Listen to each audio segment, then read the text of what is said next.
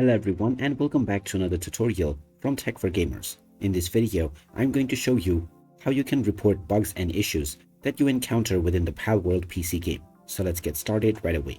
First of all, open up the Palworld game on your device, and within your gameplay, if you encounter any bugs or issues, then you will need to go into the options page in order to report this. When you click on options, at the bottom section you will see the report bugs and issues option. Go ahead and click on it, and this will open up your web browser, where you will be placed with the contact form. Now you may choose bug, feedback, or whichever option applies to your type. And within platform, select the appropriate platform.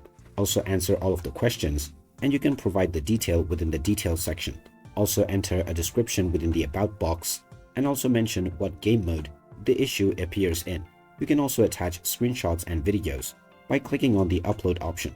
Then provide your contact information, and finally you can click on send to send your bug or error report.